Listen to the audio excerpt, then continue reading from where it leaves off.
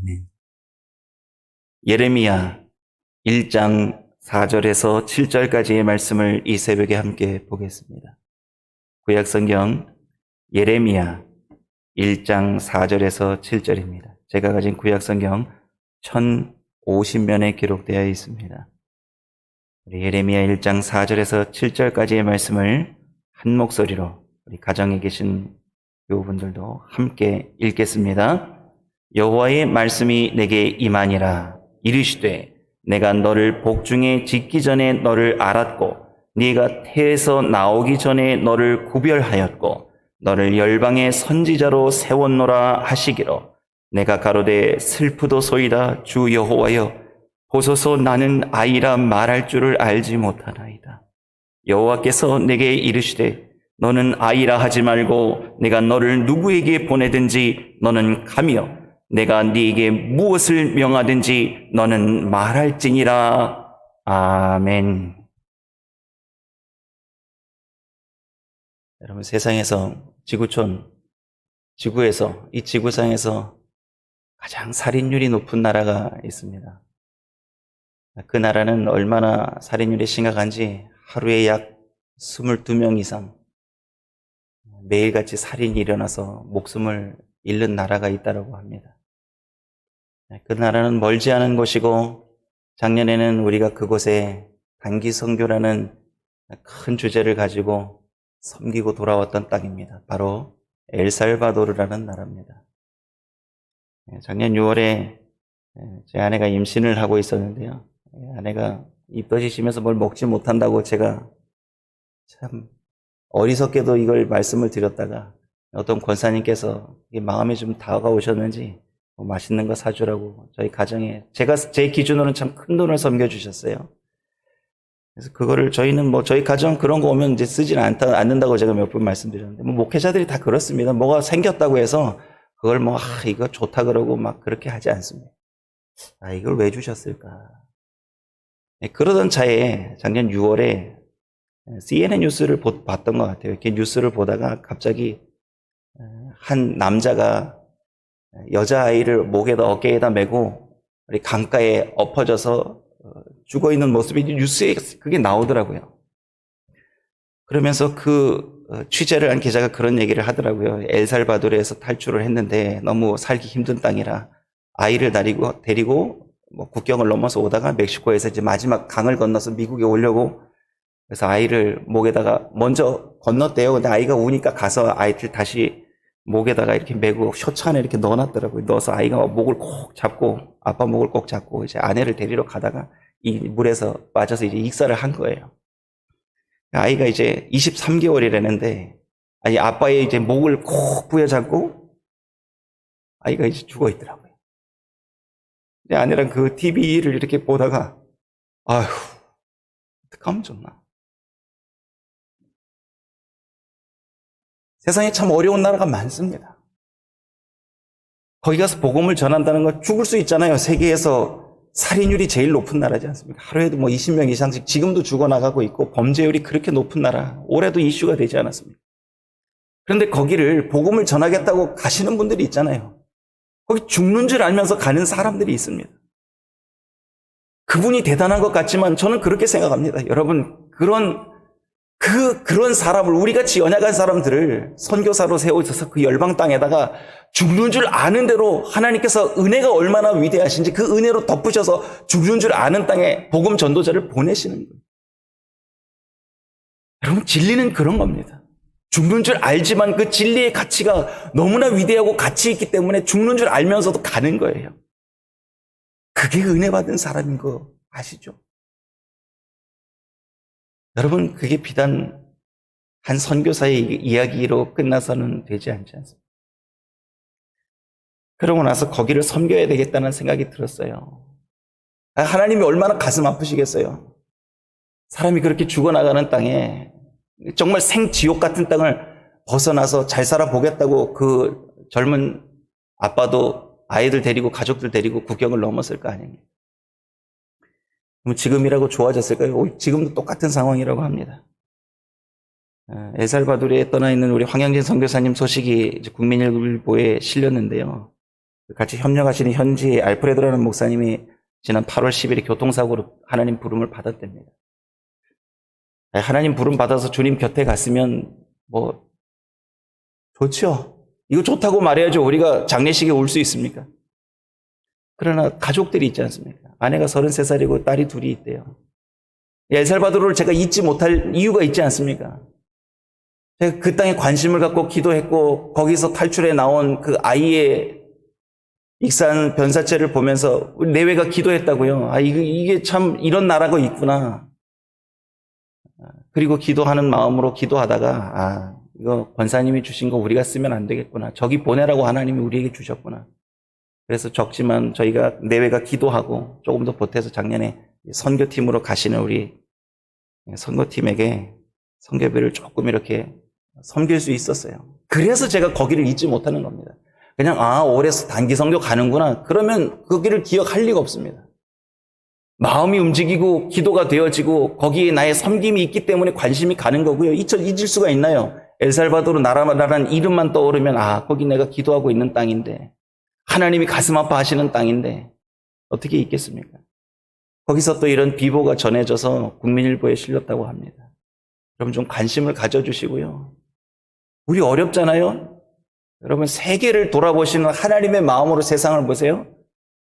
하나님, 전 잘 사네요. 전 너무 잘 살아요, 하나님. 그런 마음이 드실 수 있어요. 오히려 그런 마음 들어야 됩니다. 은혜를 듬뿍 받으실수록 내가 참 하나님 앞에서 너무 잘 사는구나. 예수 믿는 사람 가난하게 살아야 되는 게 본분인데 그렇게 살아야 되는데 그렇게 살아드리지 못해서 참 죄스럽구나. 이런 마음이 드는 시대를 우리가 살아야 됩니다. 예수님께서 모든 그리스도인인 예수님 따르는 사람 그리스도인들에게 주신 지상 명령이 있습니다. 모든 예수 믿는 사람들은 벗어날 수 없는 말씀이 있어요. 그게 마태복음 20장 19절 20절 말씀이죠. 다 아시는 말씀입니다. 그럼도 너희는 가서 모든 족속으로 제자를 삼아 아버지와 아들과 성령의 이름으로 세례를 주고 내가 너희에게 가르쳐 본 모든 걸 지켜 행하게 해라. 볼지어다 세상 끝날까지 내가 너와 함께 한다라는 말씀, 마지막 예수님이 승천하시면서 명령으로 주신 말씀이죠. 사도행전 1장 8절 말씀에 이렇게 기록되어 있죠. 오직 성령이 너희에게 임하시면 너희가 권능을 받고 예루살렘과 온 유다와 사마리아와 땅끝까지 이르는 내 증인이 되리라. 증인이 되어야 한다. 증인이 돼야 한다라고 말씀하시죠. 선교사들이 하는 일이죠. 나는 지금 형편이 안 돼가지고요. 그러지 않습니다.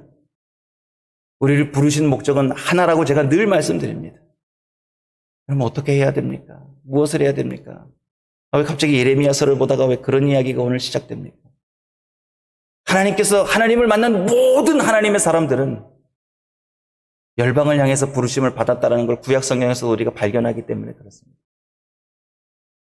오늘 이 시간에 예레미야의 삶을 좀 면밀하게 이제 살펴보시면서 이제 드디어 하나님의 말씀이 예레미야에게 임하는 장면입니다. 예레미야를 어디로 보내시는지 오늘 그 방향을 하나님께서 제시해 주시는데요. 우리 한번 말씀을 다시 보면서 우리가 과연 예레미야의 자리에서 하나님을 만났을 때 우리에게 하나님 어떤 말씀을 하실까라는 그 마음을 가지고 오늘 이 말씀을 예레미야가 아닌 나에게 하시는 말씀으로 좀 같이 보았으면 좋겠습니다. 오늘 4절 5절 말씀을 함께 한번 읽어보겠습니다. 여호와의 말씀이 내게 임하니라. 이르시되 내가 너를 복중에 짓기 전에 너를 알았고 내가 태에서 나오기 전에 너를 구별하였고 너를 열방의 선지자로 세웠노라 하시기로. 시대적인 배경은 참 좋은 때였습니다. 부흥이 막 일어나던 시대예요. 제가 이때가 열왕기하 22장부터 마지막 25장까지의 말씀을 한번 읽어보시면 좋겠어요. 곧 읽게 되시겠지만 예레미야서를 보시기 전에는 반드시 열왕기하 22장에서 25장까지의 말씀을 먼저 보셔야 됩니다. 시적인 상황을 좀 아셔야 예레미야의 부르심과 예레미야에게 왜 이런 말씀을, 왜 열방의 선지자로 부르셔야 할 이유가 있었는지를 우리가 발견하게 됩니다. 예레미야가 부름을 받았던 시대를 2절 말씀에 유다왕 요시아에 다스리던 13년이라고 성경이 우리에게 알려주고 있습니다. 제가 지난 시간에 말씀드렸습니다. 요시아 왕이 왕위에 즉위한 나이가 8세입니다. 8살에 왕이 되었습니다. 8살이 왕이 되어서 그가 즉위했을 8살 때부터 그가 8년째 된 16살 때 그때 기간 동안 하나님 앞에 기도합니다. 어떤 기도를 하면서 요시야 왕이 그 왕좌에서 하나님의 은혜를 구하냐면 다윗 왕을 찾으며 그의 길을 걷기를 요시야 왕이 구했던 거예요. 무려 8년 동안. 그 8년 동안 하나님 앞에서 그렇게 기도하고 16살 때부터 그가 이제 본격적으로 신앙의 개혁을 어떻게 할지에 대해서 고민합니다. 그리고 실천으로 기도하며 실천으로 옮겼다고 그랬잖아요.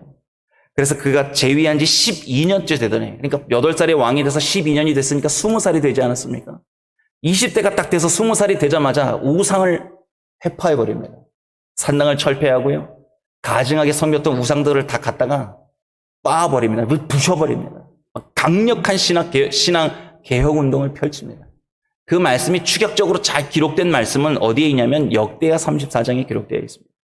이건 좀 봐야 됩니다. 시대를 알아야 되기 때문에 그렇습니다. 역대하 34장 3절로 7절 말씀을 오늘 새벽엔 좀 찾아보겠습니다. 구약성경 역대하 34장 3절에서 7절까지의 말씀에 요시야의 종교 개혁은 기록되어 있습니다. 제가 지금 구약성경 705면에 기록되어 있습니다. 역대하 34장 3절로 7절까지의 말씀을 제가 빨리 읽어드릴 테니까요. 눈으로 한번 보시기 바랍니다.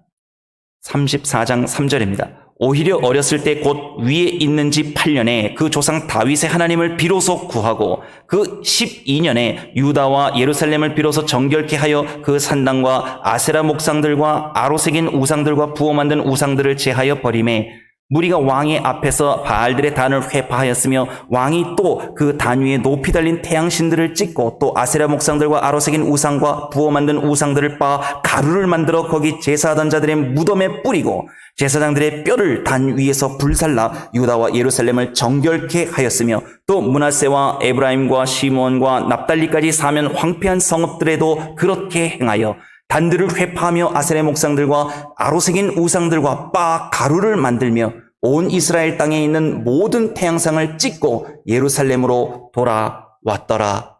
아멘. 요시야는 어려서부터 왕위에 즉위하면서부터 다윗 시대를 꿈꾸었던 사람이에요. 기도했던 사람입니다. 그래서 그가 젊은 16살 때부터 20살에 이르러서는 아예 본격적으로 우상숭배가 만연했던 그 시대, 자기 할아버지 므낫세와 자기 아버지 아몬 왕이 저질렀던 극악무도한 우상숭배의 그 음란한 일들을 요시야가 돌아다니면서, 이 지금 나온 므낫세 납달리 어디 지파입니까? 어디에 위치해 있습니까? 이 북이스라엘에 위치해 있습니다.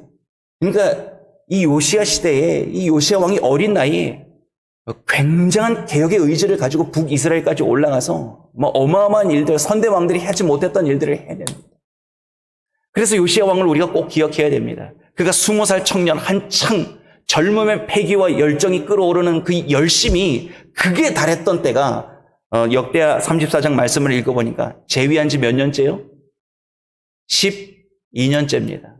그런데 그 12년째에 이루었던 이 신앙개혁 운동의 절정 시기, 그 다음해인 요시야 왕 즉위 13년째에 누구에게 말씀이 임했다고요? 예레미야에게 오늘 말씀이 임했습니다. 영적인 엄청난 부흥기에 하나님께서 예레미야에게 말씀으로 임하셨어요. 무슨 말씀을 하셨나요? 오늘 5절 말씀을 하셨습니다. 내가 복중에 짓기 전에 너를 알았고 내가 태에서 나오기 전에 너를 구별하였고 너를 열방의 선지자로 세웠노라. 아멘. 학자들은 예레미야의 나이와 요시야 왕의 나이가 비슷한 나이로 보고 있습니다. 그러니까 이 당시에 요시야의 개혁이 일어날 때 젊은 두 사람이 일어나서 하나님의 나라를 꿈꾸고 회복을 열심으로 최선을 다해서 그 신앙을 말씀 가운데서 이루어 드리기 위해서 엄청난 일들을 단행했던 거죠. 그 왕이 그랬고, 그리고 예레미야라는 젊은 선지자가 오늘 하나님 앞에서 이 말씀을 받는 겁니다. 하나님께서요, 참 놀라운 말씀 하시잖아요. 내가 복중에서 너를 짓기 전에 너를 이미 알았다고 말씀하시잖아요. 오늘 이 5절 가운데에서 제일 중요한 단어가 뭐냐면 이게 알다라는 단어입니다. 많이 들어보셨을 거예요. 알다, 야다라는 단어인데요. 이걸 우리가 단순히 I knew you, 너 내가 알았다, 너 알고 있다, 너 내가 이름 안다, 너 내가 어디 사는지 안다, 너 누구랑 친한지 안다, 뭐 이런 정보적인 걸 아는 게 아니라는 거 아마 들어보셨을 겁니다. 이 야다라는 말은요, 깊이 있는 말씀이거든요. 야다라는 단어. 하나님이 야다라는 단어를 쓰셔서 내가 너 안다라고 말씀하실 때는요, 내가 너를 다 이해한다. 내가 너를 경험해서 안다, 체험해서 안다. 내가 장차 과거로부터 미래까지 너에게 이루어지는 모든 선악간의 일들을 내가 다 알고 있다. 이런 의미가 있는 겁니다. 그러니까 친밀함 속에서 하나님이 예레미야를 다 알고 계신다는 거예요. 그러니까 복중에 짓기 전에 내가 너 알고 있었다. 그리고 너 앞으로 어떻게 되어질지 내가 다 알고 너를 불렀다. 뭐 신학적인 논쟁까지 갈 필요는 없지 않습니까? 뭐 예정이다 이런 거에 지금 눈이 돌아갈 일이 없죠. 하나님이 절대 주권으로 잡으신 거예요. 내가 너 찍었다. 내가 너를 지명하여서 내가 너를 구별해서 세웠다. 내가 모태 중에서 너 구별했다. 근데 너 아니? 내가 너를 유다 땅에서만 사용하는 게 아니라 열방 여러 나라의 선지자로 세웠다. 하나님께서 참 엄청난 사명을 예레미야에게 주신 거죠. 내가 너 선지자로 불렀다라는 말은요, 단지 선지자라는 말이 나비라는 말인데요. 이게 원어적인 의미로 이게 부글부글 끓어오른다라는 의미가 있습니다. 부글부글 끓어오른다.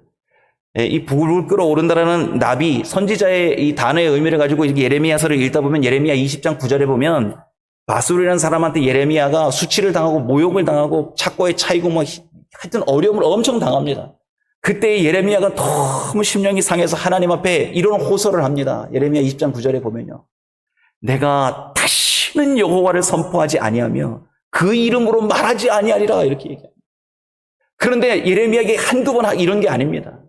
이렇게 선지자로 부른 사명을 감당할 때마다 너무 괴로운 거예요. 너무 힘든 거예요. 이렇게 내가 다시는 여호와를 선포하지 아니하고 내가 그 이름으로 말하지 아니하라 이렇게 하면 마음에 어떤 느낌이 오냐면 나의 중심이 불붙는 것 같아서 골수에 사무치니 답답하여 견딜 수 없나이다 이러고 하나님 앞에 호소하는 거예요. 여러분 구약시대의 선지자는요 하나님의 뜻을 해석하고 서기하는 게 아닙니다. 분석하는 게 아니에요.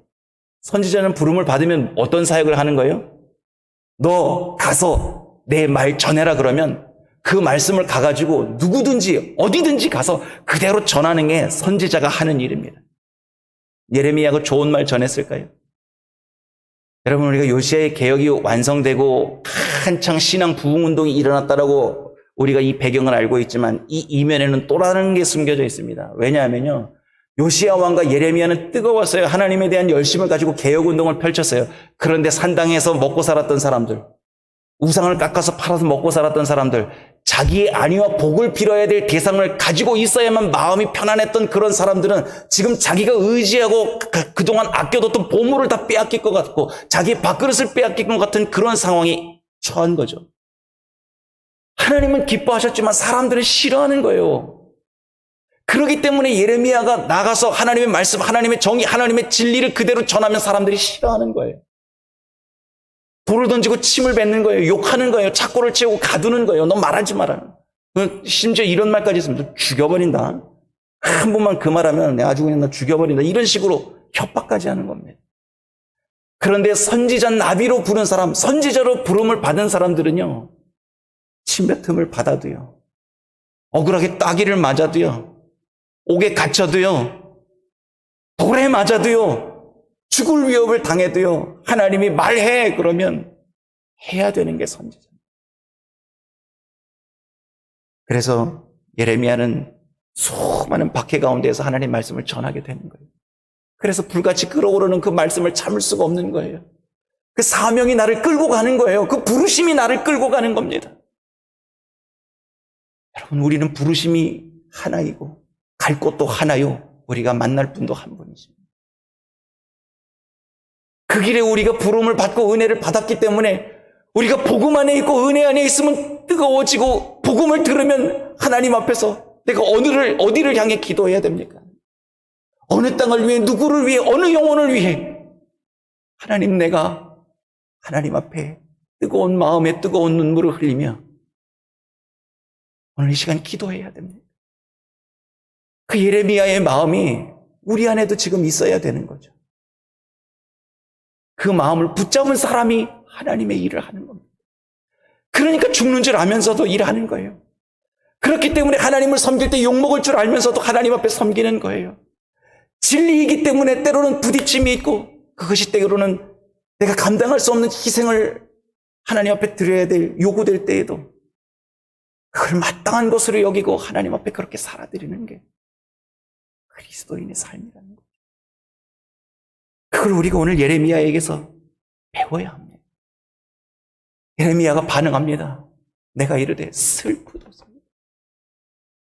6절 말씀을 다 같이 한번 읽어보겠습니다. 같이요. 내가 가로되 슬프도소이다. 주 여호와여 보소서 나는 아이라 말할 줄을 알지 못하나이다.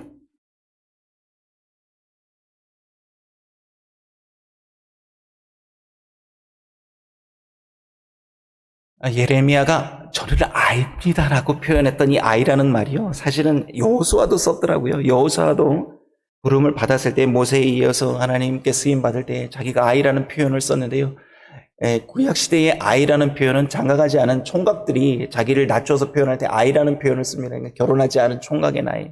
그래서 학자들이 연구해보고 뭐 이런 거 연구하시는 분들이 있잖아요. 연구를 해보니까 요런 단어를 쓸 때는 결혼한 총각, 그래서 10대 말미나 20대 초반일 것이다, 그렇게 보는 겁니다. 그래서 예레미야가 젊었을 때다 이렇게 유추해 보는 거죠. 하나님, 저는 총각입니다. 결혼도 아직 안 했습니다. 인생 경륜이 없습니다.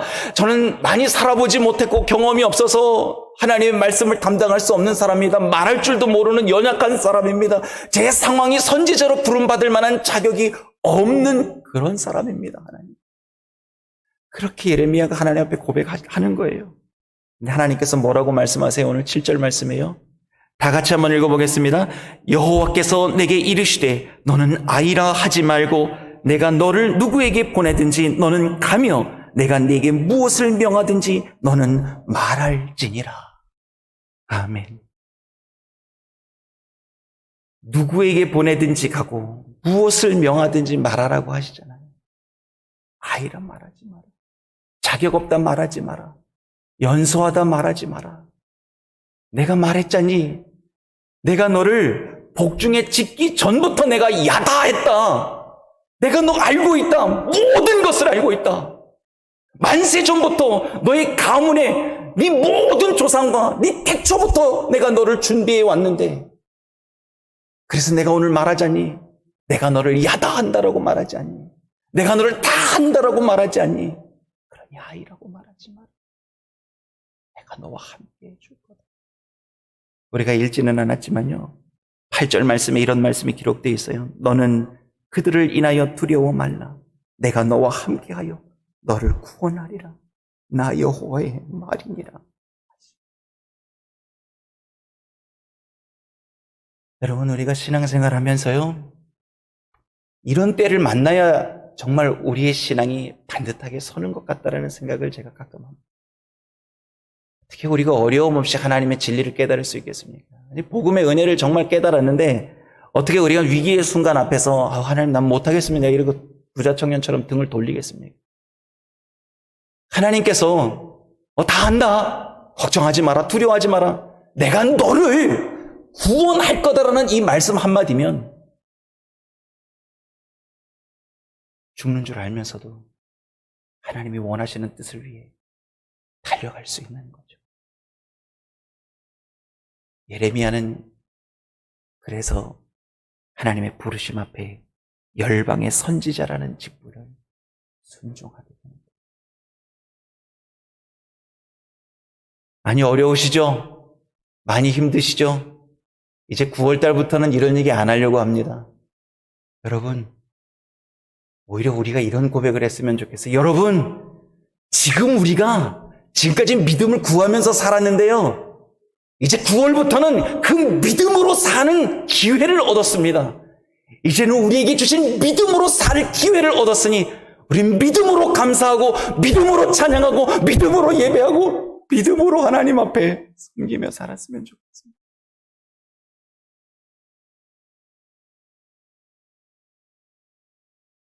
기도하겠습니다.